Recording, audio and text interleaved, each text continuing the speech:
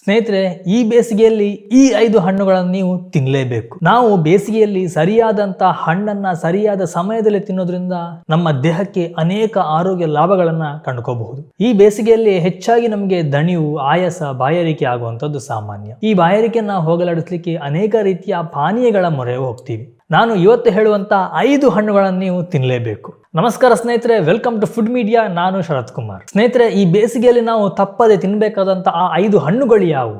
ಈ ಹಣ್ಣುಗಳನ್ನು ನಾವು ತಿನ್ನೋದ್ರಿಂದ ನಮ್ಮ ಆರೋಗ್ಯಕ್ಕೆ ಏನೆಲ್ಲ ಲಾಭಗಳಿದೆ? ಸ್ನೇಹಿತರೆ, ಪ್ರತಿ ವರ್ಷದಂತೆ ಈ ವರ್ಷನೂ ಕೂಡ ಅತಿಯಾದಂತ ಬಿಸಿಲಿದೆ. ಕೆಲವು ಕಡೆ ಗರಿಷ್ಠ ಮಟ್ಟದ ಬಿಸಿಲಿನ ತಾಪಮಾನಕ್ಕೆ ತಲುಪಿದೆ. ನಾವು ಈ ಬಿಸಿಲಿನ ಬೇಗೆಯಿಂದ ತಪ್ಪಿಸ್ಕೊಳ್ಬೇಕು ಅಂತ ಅಂದ್ರೆ ಕೆಲವೊಂದು ಹಣ್ಣು ತರಕಾರಿಗಳನ್ನು ನಾವು ತಿನ್ಬೇಕಾಗತ್ತೆ. ಅತಿಯಾಗಿ ನೀರನ್ನು ಕುಡಿಬೇಕು. ಆದಷ್ಟು ಉದ್ದ ತೋಳಿನ ಬಟ್ಟೆಯನ್ನು ಧರಿಸಬೇಕಾಗತ್ತೆ. ಸರಿಸುಮಾರು 12 ಗಂಟೆಯಿಂದ 3 ಗಂಟೆ ನಡುವಲ್ಲಿ ಆದಷ್ಟು ನಾವು ಹೊರಗಡೆ ಹೋಗೋದ ತಪ್ಪಿಸ್ಕೊಳ್ಬೇಕಾಗತ್ತೆ. ಆದರೆ ನಾವು ಮನೆ ಒಳಗಡೆ ಕೂತಿರ್ಲಿ ಅಥವಾ ಹೊರಗಡೆ ಹೋಗ್ಲಿ, ನಮ್ಮ ದೇಹ ಈ ಬಿಸಿಲಿನ ಬೇಗೆಗೆ ಬಳಲಿ ಬೆಂಡಾಗ್ತಾ ಇದೆ. ಅತಿಯಾದಂಥ ಬಾಯಾರಿಕೆ ಆಗ್ತಿದೆ, ಆಯಾಸವಾಗ್ತಿದೆ, ದಣಿವಾಗ್ತಿದೆ. ಇದಕ್ಕೆ ಪರಿಹಾರವಾಗಿ ಈ ಒಂದು 5 ಹಣ್ಣುಗಳನ್ನು ನಾವು ತಿನ್ನಲೇಬೇಕಾಗತ್ತೆ.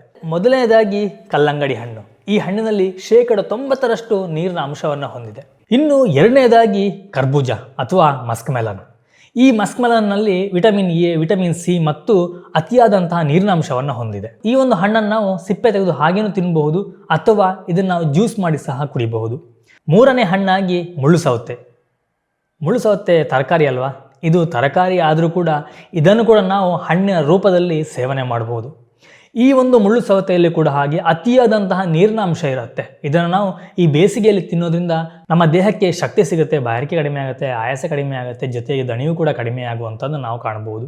ಇನ್ನು ನಾಲ್ಕನೆಯದಾಗಿ ಹಣ್ಣುಗಳ ರಾಜ ಮಾವಿನ ಹಣ್ಣು.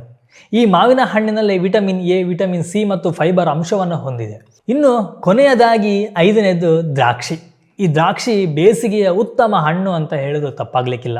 ಈ ದ್ರಾಕ್ಷಿಯನ್ನು ನಾವು ತಿನ್ನೋದ್ರಿಂದ ದೇಹಕ್ಕೆ ಶಕ್ತಿ ನೀಡುತ್ತೆ, ಜೀರ್ಣಕ್ರಿಯೆ ಸುಧಾರಣೆ ಆಗುತ್ತೆ, ದಾಹ ಕಡಿಮೆ ಆಗುತ್ತೆ, ದೇಹ ತಂಪಾಗಲಿಕ್ಕೆ ಸಹಾಯ ಮಾಡುತ್ತೆ. ನಾವು ಹಣ್ಣನ್ನು ತಿನ್ನೋ ಮುಂಚೆ ಸ್ವಚ್ಛವಾದ ನೀರಿನಲ್ಲಿ ಸ್ವಚ್ಛವಾಗಿ ಅದನ್ನು ತೊಳಿಬೇಕು. ಹಾಗೆಯೇ ತಾಜಾ ಹಣ್ಣುಗಳನ್ನು ನಾವು ಸೇವನೆ ಮಾಡಬೇಕು.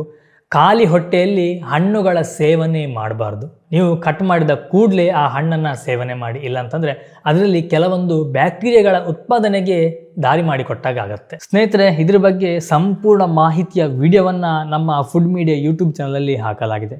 ನೀವು ಅಲ್ಲಿ ಹೋಗಿ ಈ ವಿಡಿಯೋವನ್ನು ನೋಡ್ಬೋದು. ಲಿಂಕನ್ನು ನಾನು ಬೈದಲ್ಲಿ ಕೊಟ್ಟಿರ್ತೀನಿ ಅಥವಾ ಫಸ್ಟ್ ಕಮೆಂಟಲ್ಲಿ ಪಿನ್ ಮಾಡಿರ್ತೀನಿ. ಇದೇ ರೀತಿಯ ಯೂಸ್ಫುಲ್ ಆದಂತಹ ಮಾಹಿತಿಯಾಗಿ ನಮ್ಮ ಪೇಜನ್ನು ಫಾಲೋ ಮಾಡ್ಕೊಳ್ಳಿ.